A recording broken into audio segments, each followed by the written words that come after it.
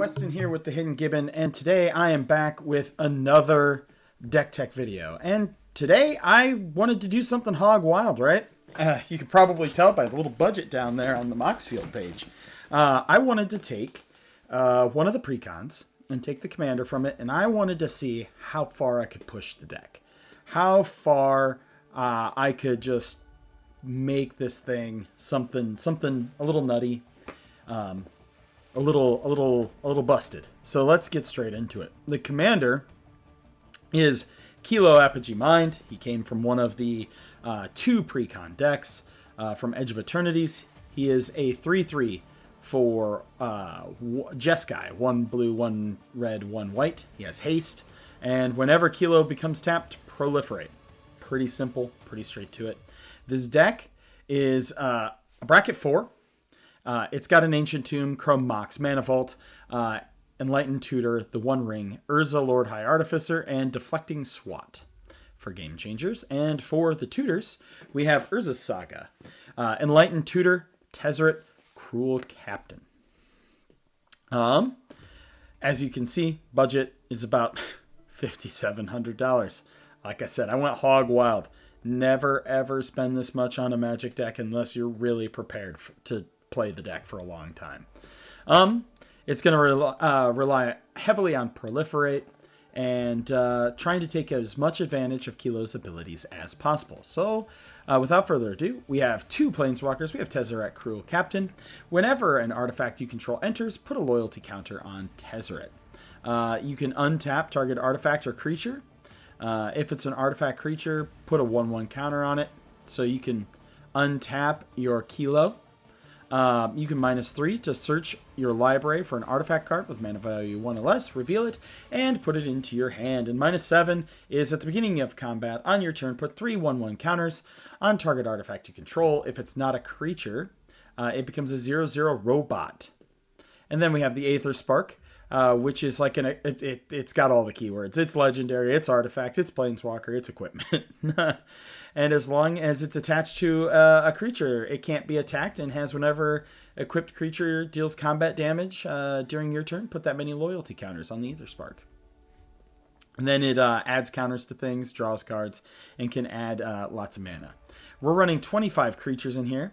Some standouts from Edge of Eternities I'd like to go over first. We have Alabu, Ancient Witness. Other artifacts, artifact creatures you control have haste, and whenever one or more artifact creatures you control attack, it deals X damage to any target. You scry X, where X is the number of tapped artifacts you control.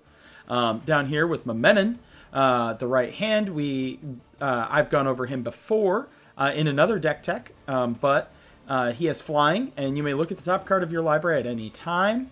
And you may cast artifact spells from the top of your library. And artifacts you control have tap, add 1 blue. Spend this mana only to cast spells from anywhere other than your hand. We have Sammy, Wildcat Captain. Gives all of your spells affinity for artifacts. We have Patrolling Peacemaker, which is this creature enters with 2 1/1 counters, and whenever an opponent commits a crime, Proliferate.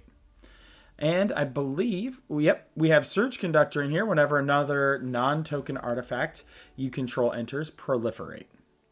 That about does it for creatures for Edge of Eternities. Some other creatures that we're running in here. We have Anim Pakal, Thousandth Moon. Puts counters on it, makes a bunch of gnomes. We have Blighted Agent for Infect. I only am running, I believe, the 1 Infect card because I'm not a huge fan of poison.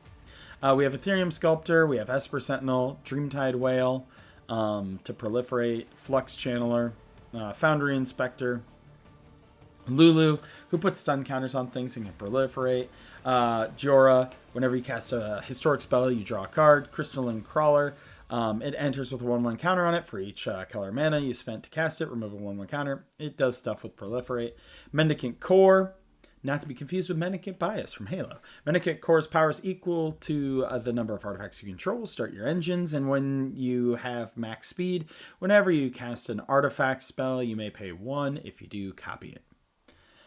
Then we have some other pretty nasty things in here, like Urza, like Tekuthal, like Walking Ballista. We have Voltaic Construct in here, so we can untap our dudes that we want to tap. For sorceries, we have Contentious Plan, draw a card, proliferate, destroy all non-artifact cards, Tesseract's Gambit, draw 2 cards, proliferate, wake the past, get our artifacts back. Instance, we're running Deflecting Swat. We're running Dispatch, which is tap target creature, and if you control 3 or more artifacts, exile that creature. We have Enlightened Tutor, and we have Radstorm. For artifacts, we're running 25.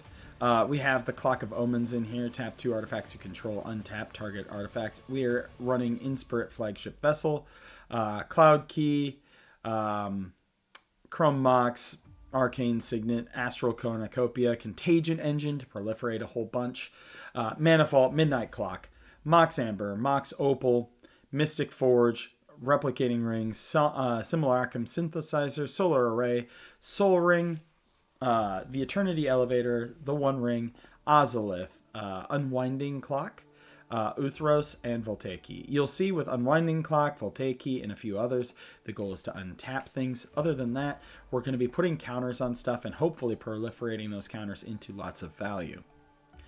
For enchantments, we're running Penem Zara, which turns things into Morphling. Untap a creature or enchanted creature. So you're going to have ways with this and Freed from the Real and Aura of Domination, or sorry, Aura of Dominion to tap and untap your things, right? So you can use this with Kilo. You can tap one, tap him to untap him, and you can keep doing that. Then you have Inexorable Tide, and all will be one. For lands, like I said, we have an Ancient Tomb in here. We have Academy of Ruins. We have Adagia to make some copies if we can get things crewed well enough. Maze of Ith for protection. Otawara, Remote Farm, Reliquary Tower. We are running Uthros, and then we are running 2, I believe, right? Nope, 3 dual lands in there. That's where most of the money is going. You can, of course, make this deck far cheaper and do the same sort of thing. A bunch of tapping, proliferating, getting your guys out of control, and then smashing for a bajillion, right? Obviously, the $2,000 land is not great for value. Let's see here if we can find a cheaper version on here. Yep. We'll put revised in. There we go. We dropped some price. It probably went with unlimited for these. Yeah. So yeah.